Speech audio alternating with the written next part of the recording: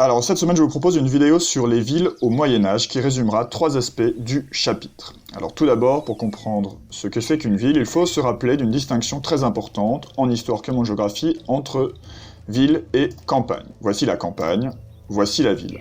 Eh bien la campagne, c'est ce qu'on appelle le monde rural, et la ville, c'est ce qu'on appelle le monde urbain. Il faut savoir qu'au Moyen-Âge, on est dans un monde rural. 9 habitants sur 10 habitent à la campagne, alors qu'un habitant sur 10 habite en ville seulement. Pourquoi s'intéresser donc aux villes alors que 9 habitants sur 10 habitent à la campagne? Eh bien parce que dans les villes se passent des choses importantes, des changements très importants. Tout d'abord, il y a une croissance, ça veut dire une augmentation très forte de la population des villes. Paris passe de 50 000 à 200 000 habitants en 100 ans, entre 1200 et 1300.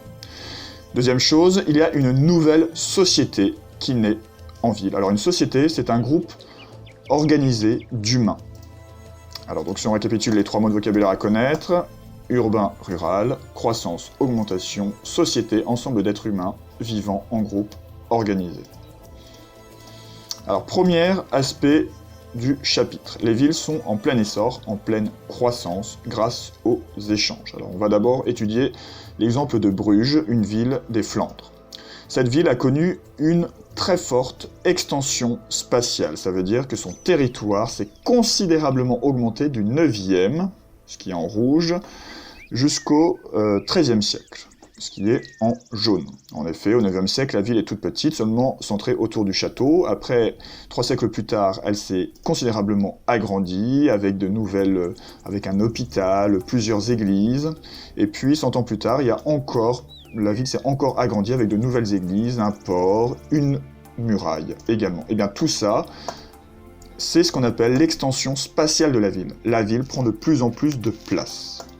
À cette extension spatiale correspond une croissance démographique. Alors en effet, Bruges passe de 20 000 à 50 000 habitants, c'est donc une augmentation, une croissance de la population. Alors pourquoi est-ce que ces villes gagnent beaucoup d'habitants? On va d'abord repérer où sont les plus grandes villes d'Europe, de l'Occident chrétien à cette époque. Il y en a surtout en Flandre, en Lombardie et dans le Languedoc, 3 régions.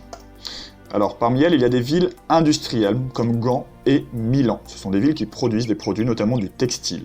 Il y a aussi de grands ports, Gênes en Lombardie et Bruges dans les Flandres. Entre ces villes, il y a des échanges, ça veut dire qu'on s'échange beaucoup de marchandises, soit par voie terrestre, soit par la mer. Et pour favoriser ces échanges, on organise aussi à mi-chemin, notamment de la Flandre et de la Lombardie, des foires. Donc des foires, ce sont des lieux de réunion où les marchands se rencontrent pour échanger des produits. C'est ce qu'on appelle les foires de Champagne. Alors à quoi ressemble une ville au Moyen-Âge? On va repérer les bâtiments les plus importants de la ville au Moyen-Âge. Il y a tout d'abord le beffroi. Le beffroi, c'est une grande tour dans laquelle il y a une cloche qui permet de sonner l'alarme quand il y a un danger en ville. Il y a aussi, donc, une muraille. La muraille permet de protéger la ville.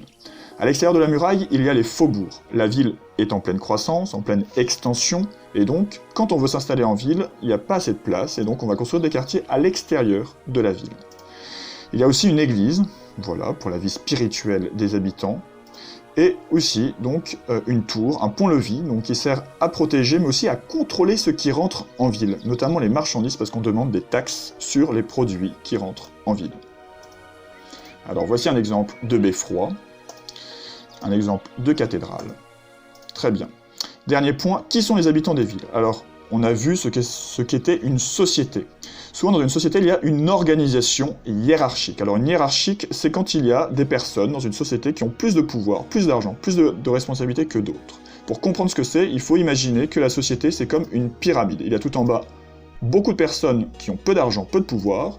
Il y a un groupe assez important qui est au milieu, qui a un petit peu de pouvoir, un petit peu d'argent. Et tout en haut, il y a quelques privilégiés qui dominent les autres. Et bien, au Moyen-Âge, la société urbaine correspond à une hiérarchie très importante, avec tout en bas des petites gens, des apprentis, des compagnons, des mendiants, des exclus aussi, notamment ceux qui ne sont pas de la bonne religion, qui sont notamment des juifs. Il y a aussi les lépreux, dont on a peur, parce que ce sont donc des personnes malades. et on pense que c'est une malédiction si on est proche d'eux. Il y a des gens qui sont entre les deux, des artisans, des marchands qui arrivent à s'enrichir. Il y a aussi donc des responsables politiques, religieux, et ceux qui sont tout au-dessus, ce sont les grands banquiers, les marchands. Donc voici, vous avez un petit résumé du chapitre Les villes au Moyen-Âge. Je vous dis à bientôt pour une autre vidéo.